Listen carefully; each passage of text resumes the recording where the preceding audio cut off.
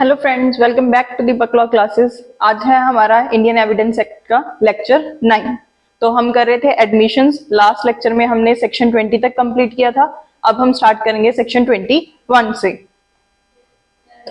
तो सेक्शन 21 क्या बात कर रहा है? Proof of admissions as against persons making them and by or on their behalf. तो इसमें हमें सबसे पहले पता होना चाहिए कि जो एडमिशंस होती हैं वो सेल्फ रिगार्डिंग हो सकती हैं। सेल्फ रिगार्डिंग कौन सी होती हैं? उसमें इंक्लूड होती हैं self serving and self harming. तो एडमिशंस क्या है? एक तो होती हैं self regarding,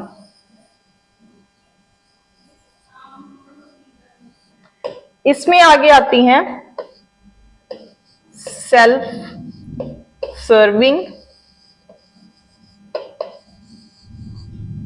and second is self harming।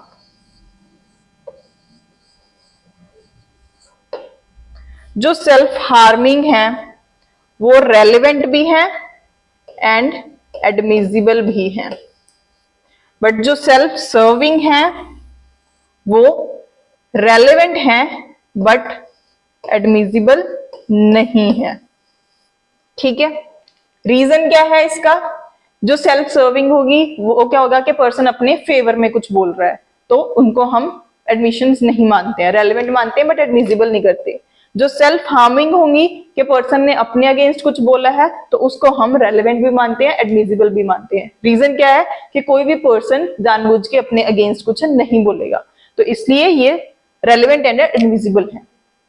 तो बात है सेक्शन 21 ये बात कर रहा है कि प्रूफ कैसे कर सकते हैं जो भी स्टेटमेंट्स हैं पर्सन की against the person, that is self harming. जो उसकी स्टेटमेंट्स हैं तो कहते हैं क्या उनको हम प्रूव कर सकते हैं कि नहीं? तो है कि admissions are relevant and may be proved. तो एडमिशंस रेलेवेंट भी है and may be proved, it means कि ये एडमिजिबल भी है।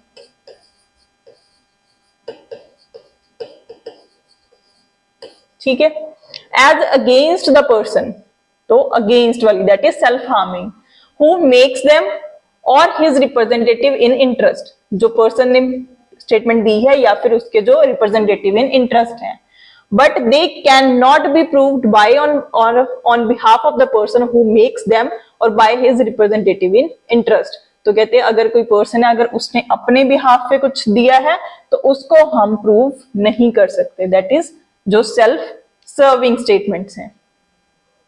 बट इसमें कुछ एक्सेप्शंस हैं। जो सेल्फ सर्विंग वाली हैं उसमें एक्सेप्शंस आती हैं। ये 3 एक्सेप्शंस हैं इसकी। फर्स्ट एक्सेप्शन क्या बात कर रही है? An admission may be proved by or on behalf of the person making it. तो कहते हैं अगर किसी पर्सन ने एडमिशन की है तो इसको हम प्रूव कर सकते हैं।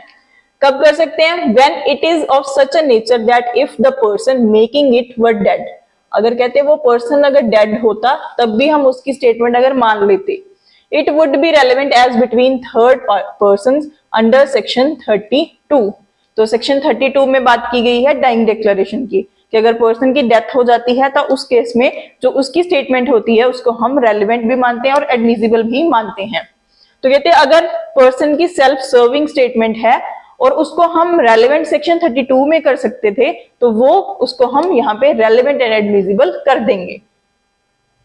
नेक्स्ट है इसमें an admission may be proved by or on behalf of the person making it when it consists of a statement of existence of any state of mind or body relevant or in issue made at or about the time when such state of mind or body existed and is accompanied by conduct rendering its falsehood improbable. तो कहते अगर कोई state of mind या body के regarding बंदे की कोई admission है तो उसको भी हम क्या मानते हैं? रेलेवेंट एंड एडमिजिबल मानते हैं, अगर वो सेल्फ सर्विंग भी है।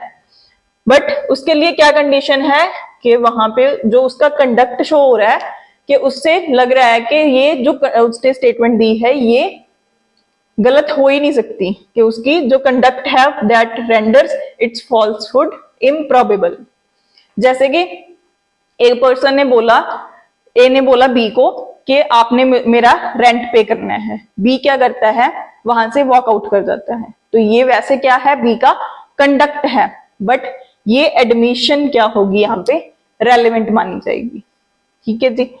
Third is an admission may be proved by or on behalf of the person making it if it is relevant otherwise than as an admission. तो कहते अगर वो एडमिशन के बिना किसी और सेक्शन में अगर कोई चीज रेलेवेंट है तो वो भी रेलेवेंट मानी जाएगी, अदरवाइज देन एज एडमिशन, कि किसी और सेक्शन में अगर वो रेलेवेंट बन सकता है तो उसको हम रेलेवेंट कर देंगे। इस पे कुछ इलस्ट्रेशंस दी गई हैं। ये वाली इलस्ट्रेशन तो जो हमारी फर्स्ट एक्सेप्शन है उसके साथ डील करती है, फर्स्ट एक्सेप्शन के साथ। इसी को पढ़ लेते हैं। A the captain of a ship is tried for casting her away, तो कहते हैं उसको कहीं और ले गया। Evidence is given to show that ship was taken out of her proper course, के एविडेंस दिया जाता है कि वो प्रॉपर कोर्स में ही गई है। ए प्रोड्यूस करता है book kept by him in the ordinary course of business, तो उसने जो ऑर्डिनरी कोर्स ऑफ बिजनेस में बुक रखी होती है, showing observations alleged to have been taken by him from day to day, जो ऑब्जर्वेशंस वो डे टू डे करता है, ऑर्डिनरी उसके पास बुक है तो उसने वो प्रोड्यूस की है। And indicating that ship was not taken out of her proper course, तो कहते जो उसका प्रॉपर कोर्स था, चैनल था, उसके उल्टा किसी और जगह पे वो नहीं लेके गया। A may prove these statements because they would be admissible between third parties if he were dead under section 32 clause 2, तो कहते हैं ये वाली जो उसकी बुक की एंट्री है इसको हम सेक्शन 32 के क्लॉज 2 में भी वैलिड मानते, इसीलिए ये यहां पे भी एडमिसिबल होगी। नेक्स्ट करते हैं। A is accused of receiving stolen goods knowing them to be stolen, तो वो रिसीव कर रहा है stolen goods। He offers to prove that he refused to sell them below their value, तो वो कहता है कि उसने तो ये चीजें जो उसके प्राइस है उसके नीचे बेचने से मना किया है। A may prove these statements though they are admissions because they are explanatory conduct influenced by fact in issue, तो कहते हैं ये उसका कंडक्ट है ये प्रूव करने के लिए कि उसको नहीं पता था कि ये स्टोलन गुड्स है, क्योंकि वो प्रॉपर वैल्यू पे उनको सेल कर रहा था, तो ये सेकंड के साथ हमारी रिलेट कर देगी। ठीक है जी।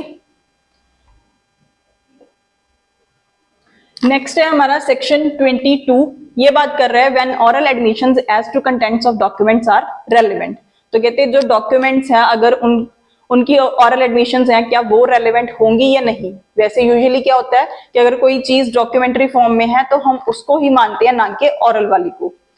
तो इसमें बात की गई है oral admissions as to contents of document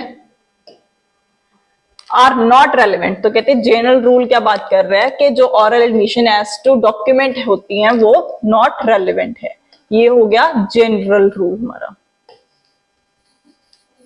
but यहां पे एक्सेप्शन है, that is unless and until the party proposing to prove them shows, तो कहते हैं जो पार्टीज हैं अगर वो शो कर देती हैं क्या चीज, that he is entitled to give secondary evidence of the contents of such document under the rules hereinafter contained, अगर पार्टीज उस चीज का सेकेंडरी एविडेंस दे सकती हैं जो रूल्स हमें यहाँ पे बताए गए हैं। hereinafter contained जो हम प्राइमरी एंड सेकेंडरी डॉक्यूमेंट्स के रिलेटेड सेक्शंस करेंगे उनमें कुछ रूल्स दिए गए हैं, तो अगर वहां पे फॉल करता है तो सेकेंडरी एविडेंस दे सकते हैं। सेकेंड चीज, और unless the genuineness of document produced is in question, अगर कहते हैं जो डॉक्यूमेंट ही प्रोड्यूस किया गया है अगर उसकी जेन्युइननेस ही क्वेश्चन में है देन उस केस में भी हम ओरल एडमिशंस दे सकते हैं। तो दो केसेस हैं। जनरल रूल क्या बात कर रहा है कि ओरल एडमिशंस नहीं हो सकती डॉक्यूमेंट के केसेस में, बट 2 एक्सेप्शंस आ जाती हैं जहां पे सेकेंडरी एविडेंस परमिसिबल है एंड सेकेंडली जो डॉक्यूमेंट इटसेल्फ क्या है उसकी जेन्युइननेस क्वेश्चन में है। नेक्स्ट सेक्शन 22A है when oral admission as to contents of electronic records are relevant, तो कहते हैं अब एडमिशन कौन सी करनी है, ओरल एडमिशन इलेक्ट्रॉनिक रिकॉर्ड्स के बारे में। तो इसमें भी क्या है कि जो इसके कंटेंट्स होते हैं इलेक्ट्रॉनिक रिकॉर्ड के वो भी हम ओरल एडमिशंस उसकी नहीं कर सकते हैं, तो ये हो गया इसका भी जनरल रूल। बट एक्सेप्शन इसमें भी है unless the genuineness of the electronic record produced is in question, अगर इसकी जेन्युइननेस ही क्वेश्चन में है देन उस केस में उसकी ओरल एडमिशंस हो सकती हैं। तो इसकी ओनली 1 एक्सेप्शन है। पिछले में क्या था, सेकेंडरी एविडेंस की भी बात की गई थी, इसमें सेकेंडरी एविडेंस नहीं होगा। नेक्स्ट है हमारे पास सेक्शन 23, ये बात कर रहा है admission in civil cases when relevant. तो कहते हैं जो एडमिशंस हैं क्या वो सिविल केसेस में रेलेवेंट हैं? तो general rule no, in civil cases no admission is relevant. तो कहते जो एडमिशन है वो रेलेवेंट नहीं होगी if it is made either upon an express condition that evidence of it is not to be given। तो कहते अगर कंडीशन ही लगा दी है कि जो भी हम एडमिशंस करेंगे इनको एज एविडेंस नहीं दे सकते, देन वो एडमिशन रेलेवेंट नहीं होगी सिविल केसेस में। सेकंड कहते or under circumstances from which the court can infer that the parties agreed together that evidence should not be given.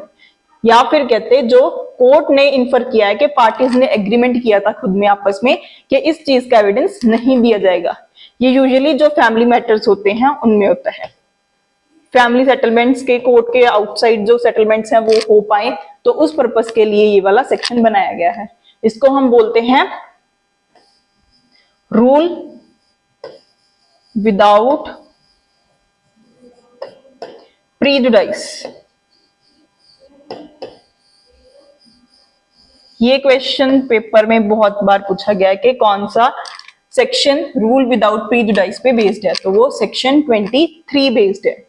इसकी एक एक्सप्लेनेशन है, nothing in this section shall be taken to exempt any barrister, pleader, attorney, vakil from giving evidence of any matter of which he may be compelled to give evidence under section 126। अगर कहते कोई जो वकील attorney है उसके सामने कोई अगर एडमिशन की गई है जिसमें उसको कंपेल कर सकते हैं हम सेक्शन 26 के अंडर, यहाँ पे कंपेल है सेक्शन 26 में बात की गई है।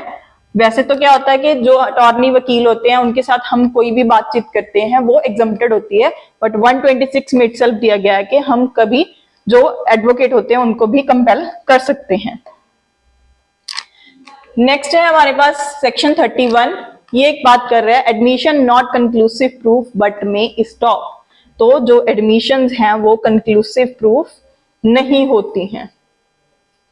Admissions are not conclusive proof of the matters admitted but they may operate as estoppels under the provisions hereinafter contained. तो दैट इज सेक्शन 115 टू 117, उसमें estoppel के बारे में बात की गई है। तो एडमिशंस कंक्लूसिव प्रूफ नहीं है बट ये एज estoppel वर्क करती हैं। इस पे भी प्री पे बहुत बार क्वेश्चन पूछते हैं, सेक्शन नंबर पे भी और ये चीज पे भी, कि ये कंक्लूसिव प्रूफ है या नहीं, और क्या ये इस पे estoppel वाला प्रिंसिपल यूज होता है या नहीं होता है। तो इस पे क्वेश्चंस प्री वाले बहुत आते हैं। इसके साथ हमारे एडमिशंस वाला टॉपिक खत्म हो गया। आई होप कि आपको ये अच्छा लगा होगा। अगर आपको हमारी आज की वीडियो अच्छी लगी तो हमारी वीडियो को लाइक करें, चैनल को सब्सक्राइब करें और दूसरों के साथ शेयर करें। Thank you.